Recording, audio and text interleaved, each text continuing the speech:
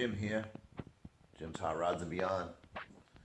We're going to talk about the GMC Handy Van G1000. Here we go. Let's see if you're interested. Here's an update. I got a lot more parts. I got a window motors. I know you know that, but I'm telling you that I got one driver's side door in. Door locks, everything works. What I'm doing is I'm trying to get things figured out before I start doing too many videos. I mean, you can never have enough videos on YouTube because it's lacking evidence of, I don't know, people doing videos. So anyways, the limousine window did not work. I had purchased flat glass, universal,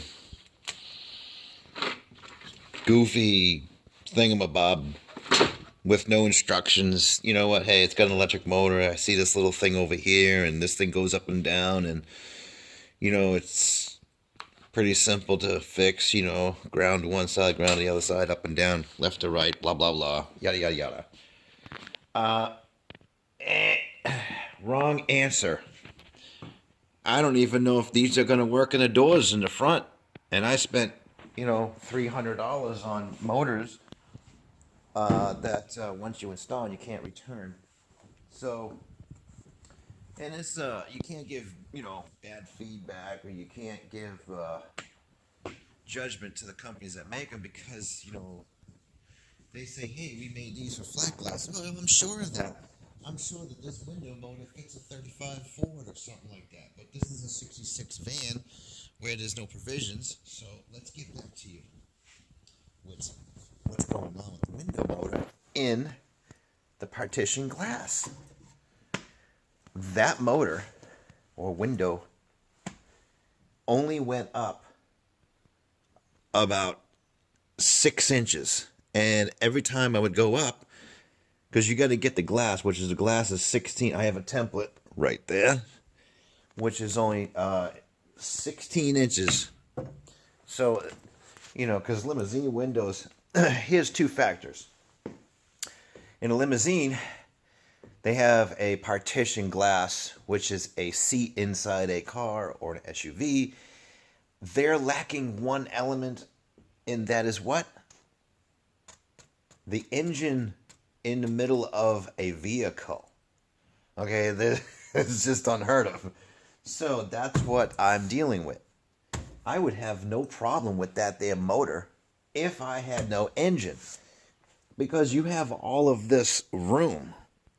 If there was no engine or a doghouse, end of story, the thing would be cut and dry. But unfortunately, that motor didn't work, so I had to take out that.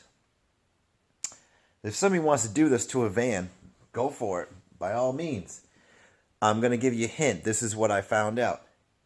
I used a 1980 to 97 Ford Ranger or F-150, some F-250s. Driver's side, passenger side,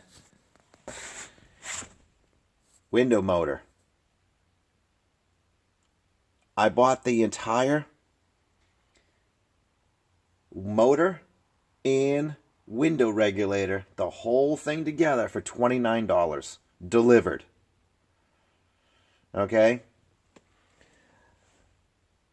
it has its own stop, which is right there. So it's a half moon. It's actually, this is what's interesting, that window regulator and motor looks identical to the 66 or any of the 60s early vans, which is a manual regulator. You can't even tell the difference between the two, except the arm is straight on the van. The Fords are a little off-centered, and you know what? That's actually good, because I found out that since this is a wedge-shape motor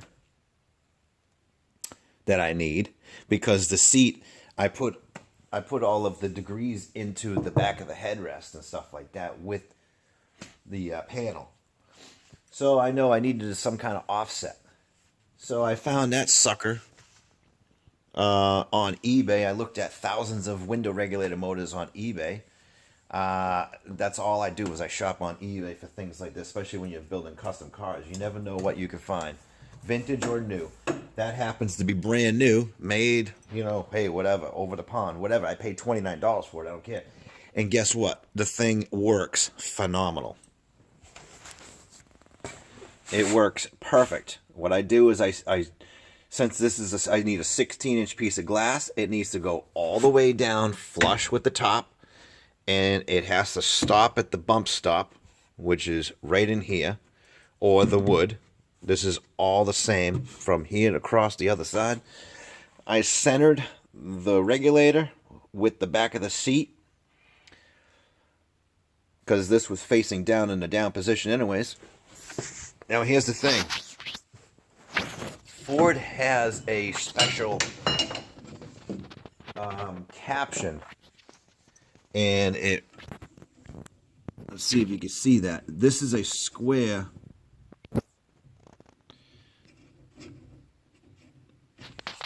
nylon guide. The older or early Fords have a round post. You can drill if you decide to use, hey, I already have a vintage track. You just drill that out and buy the $8 roller, which I have extra because I do a lot of Fords. But this one's going to work. The reason why is because if you can find a Ford track and you just weld it onto your glass set channel, you're all set. I'm gonna weld mine on.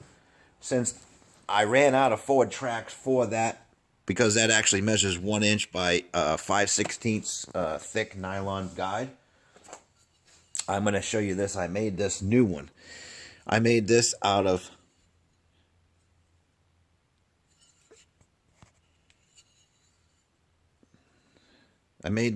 half-inch by half-inch square box tube. Two together.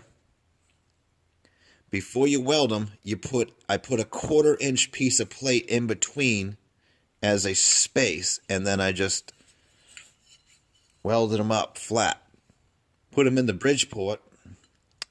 Cut a channel big enough, 1 inch by 2 inches long, so that nylon bushing will slide in here.